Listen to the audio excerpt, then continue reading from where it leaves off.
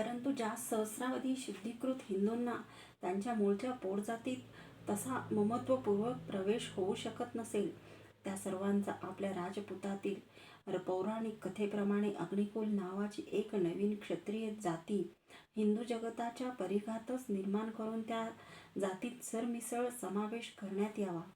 त्यांना हिंदुत्वाचे सर्व अधिकार इतर हिंदूसह समानतेने उपभोगता आले पाहिजेत, असे राज्याधिकाऱ्यांना आणि धर्माधिकाऱ्यांना आज्ञापिण्यात यावे. पूर्वी टिपूच्या आज्ञेने मुसलमानांनी जितक्या कुलीन आणि सुंदर हिंदू तरुणींना पकडून बाटून त्यांच्या विशिष्ट इस्लामी प्रवृत्तीतील सैनिकांना वाटून दिले होते, निदान तितक्या तरी मुस्लिमांतील सुंदर आणि तरुण स्त्रियांना पकडून आणून वरील शुद्धी समारंभातच हिंदू करून त्या युद्धामध्ये ज्या ज्या मराठी वीरांनी विशेष पराक्रम केला होता त्यांच्याशी त्यांची लग्ने लावून देण्यात यावीत.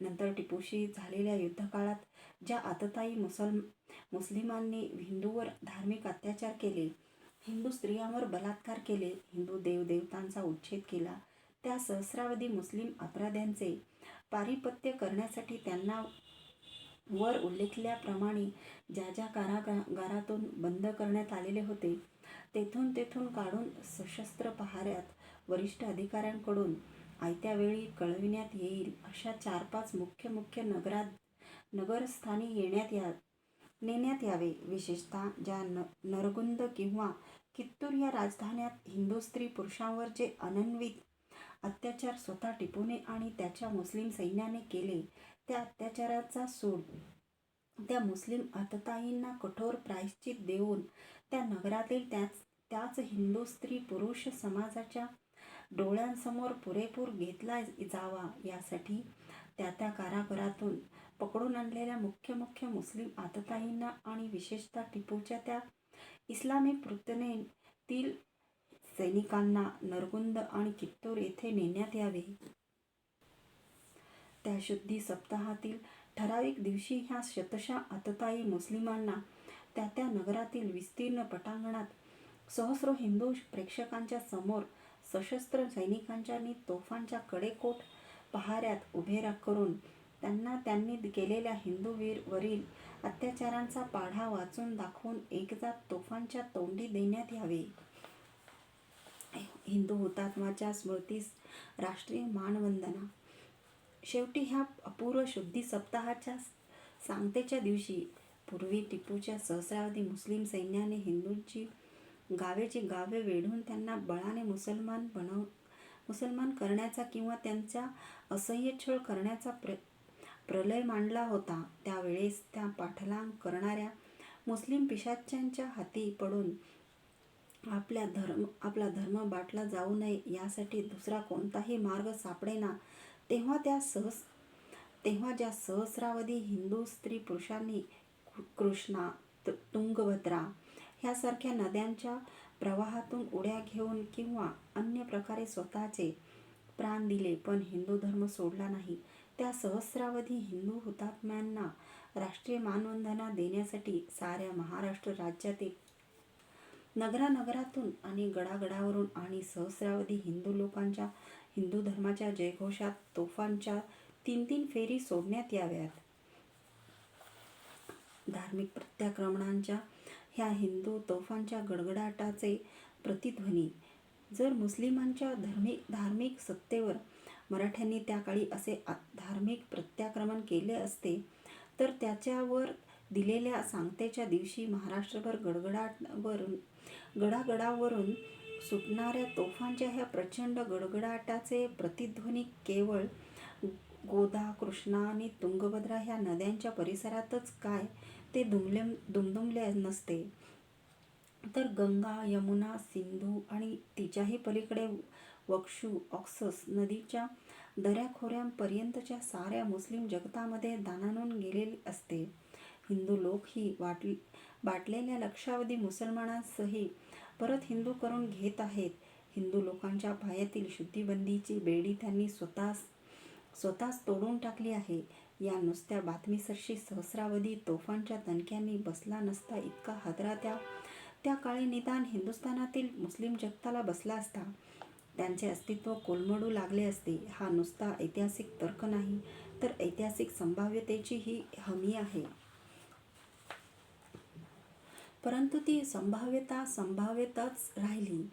हिंदूंनी आपल्या पायातील शुद्धीबंदीची बेडी नाही तर नाहीच तोडली, न तोडू दिली.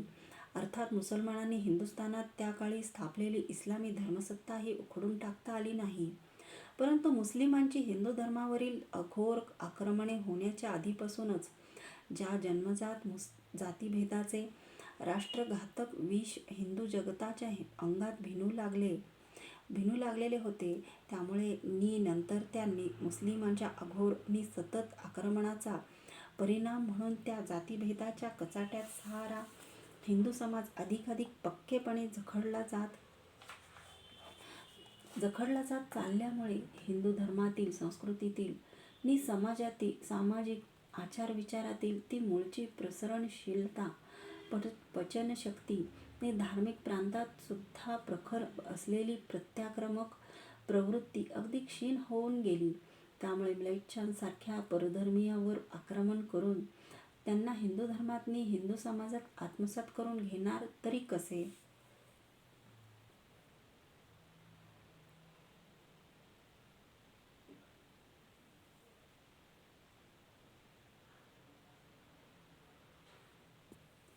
जो जन्मजात हिंदू नाही, त्यास गंगेत जरी स्नान घातले तरी तो जातिवंत हिंदू कसा होणार? कारण जात जन्माने ठरते. रासबो धुतला ना महातीर्था माझी, नव्हे जैसा तैजी शाम कर्ण. आणि अशा जन्मजात म्लेच्छांना हिंदुत्वाचे गंध फासले म्हणून त्यास आम्ही आमचा जन्मसिद्ध जातीत घ्यायचे, त्यांच्यासह आम्ही पंगत करायची. आणि ती जन्मजात म्लेच्छ स्त्री असली तर तिला नुसते हिंदूंच्या करंड्यातले कुंकू लावले म्हणून तिच्याशी आम्ही लग्न लावायचे, आणि तेही अगदी उघड. अशक्य, अधर्म्य अशा धर्मभावना केवळ ब्राह्मण क्षत्रियांच्याच नव्हे, तर हिंदू जगतातील मांग, ढोर, भिल्ल इत्यादी तथाकथित अत्यंज वा वन्य जातीतही रोमातून खिळलेल्या होत्या. त्यांना हाच खरा हिंदू धर्म वाटे.